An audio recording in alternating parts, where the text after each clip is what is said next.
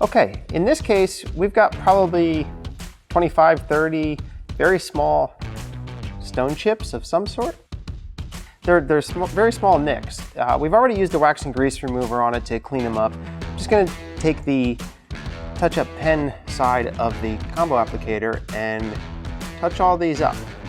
I'm not gonna go too crazy on this one because they're very small. No need for primer. Some of them may even cover in one coat. And if they do, we'll just put the clear over it.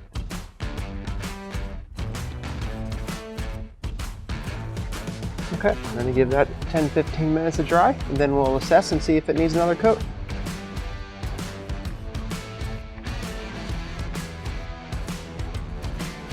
For this job, this is gonna be the last coat because we don't want to get too much paint on here, then it'll get lumpy. We're gonna let this dry, and then we'll do the clear coat.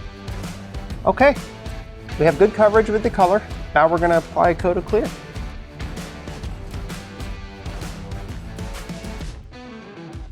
We'll let that dry, see if it needs another coat. Okay, final coat of clear being applied. Just let that dry, then in 24 hours or so, you can polish or wax it.